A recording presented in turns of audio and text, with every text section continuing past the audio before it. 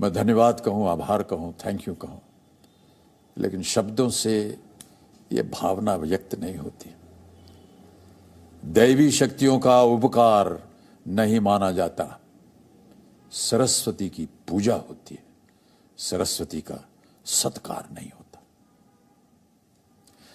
अक्सर बाबूजी के शब्द पढ़ता हूं और स्वयं उसका अर्थ जोड़ने की चेष्टा करता हूं। यदि बाबूजी साथ होते तो घूमकर पूछ लेता, बाबूजी यहां क्या कहा है। मां होती तो उनके पास बैठकर कहता, मां सुनो मैंने आज एक धुन सीखी है। होती तो मगर है नहीं। 77 वर्ष में मैंने यह सीखा है कि जिन ऋणों का विनिमय नहीं हो सकता उनका सम्मान तुरंत करना चाहिए, चाहे जैसे हो सके वैसे हो। टूटे फूटे शब्दों में हो, चरण छूकर प्रणाम हो, हाथ जोड़कर नमस्कार हो, आधा अधूरा ही क्यों ना हो, लेकिन तुरंत होना चाहिए। तो हम अपने आप को सौभाग्यशाली मानते हैं कि हम उस दौर में पैदा हुए हैं, हमने उस दौर में आंखें खोली जब लता दी की आवाज और वो सुर हम सबके बीच थे। अमिताभ बच्चन उन्हें श्रद्धांजलि, अमिताभ बच्चन उन्हें याद करते हुए जिस वक्त उनका जन्मदिन था, शत्रुघ्न सिन्हा उन्हें श्रद्धांजलि दे रहे हैं। आइए वो भी सुनते हैं। हाँ, ये मेरा सौभाग्य रहा कि लता जी का स्नेह या उनके परिवार वालों से हमेशा बातचीत होती रही। लता जी का स्नेह हमेशा हम पे बना रहा, और ना ही सिर्फ यहाँ पे बल्कि पार्लियामेंट में भी मेरा सौभाग्य था कि जिस टर्म में वो राज्यसभा में थी, मैं भी उस टर्म में राज्यसभा में था। लेकिन सबसे गजब की बात कि उनकी शख्सियत ऐसी थी लता जी की कि मैंने खुद अपनी आंखों से देखा कि एक दो बार प्रधानमंत्री हमारे भूतपूर्व भारत के और अभूतपूर्व अटल बिहारी वाजपेयी जी खुद उनके लिए रुक कर इंतजार कर रहे थे, और खुद वो जब आ रही थी तो बढ़ के उनका स्वागत किया।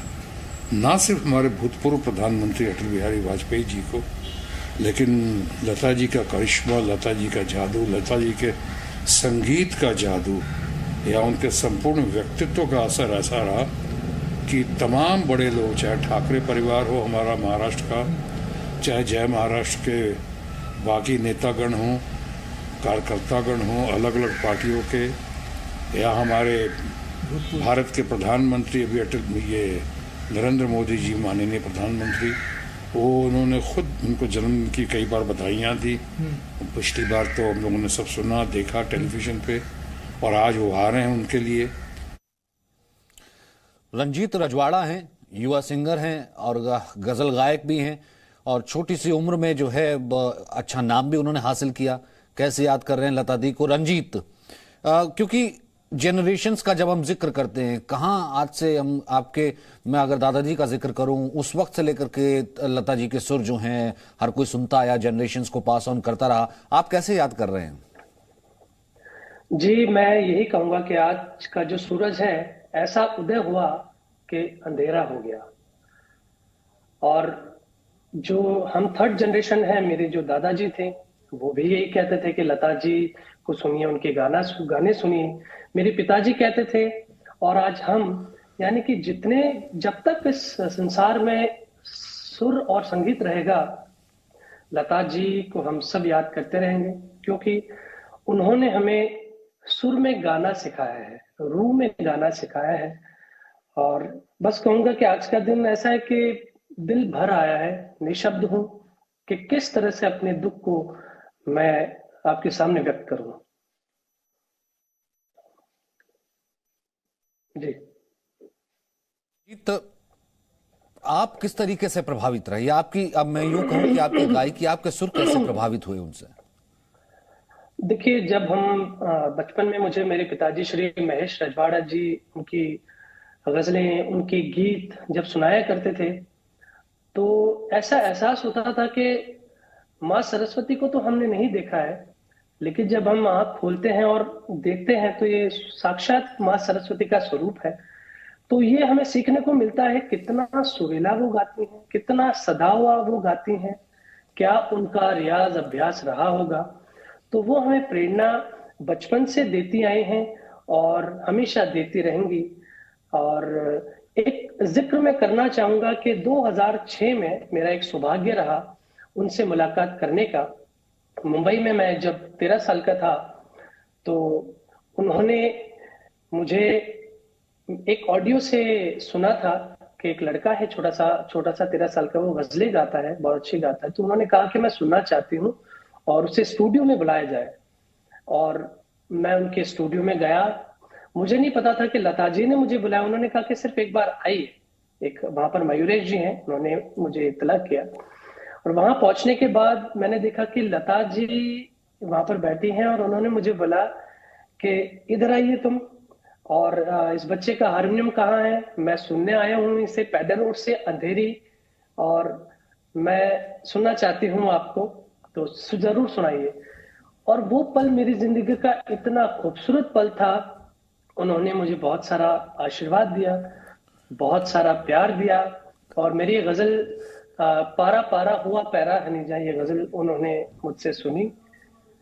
और एक चीज मुझे संगीत के साथ एक और चीज सीखने को ये मिली कि जितने बड़े आर्टिस्ट हैं, मैं तो उनके सामने बहुत ही छोटे से छोटा आर्टिस्ट हूँ, उन्होंने एक उस चीज की टैलेंट की कदर की और मुझे बुलाया और मुझे सुना। वो वीडियो भी मैंने साझा किया है, यूट्यूब पर भी है, आप जरूर सुनिएगा। क्या आपने क्या गाया था उस वक्त? लता जी को क्या सुनाया था उस वक्त? एक गजल है, मैं वो आपको सुनाता हूँ। पारा पारा हुआ पैरा हनीजा, फिर मुझे छोड़ गए चारा गरा। पारा पारा हुआ पैरा हनीजा, फिर मुझे छोड़ गए चारा गरा। पारा पारा।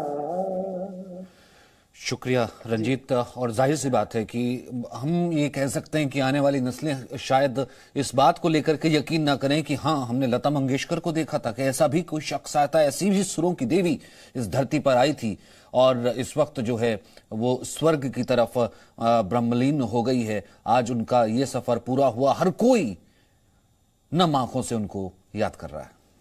Presenting B News app, available on Google Play and App Store. Download it now.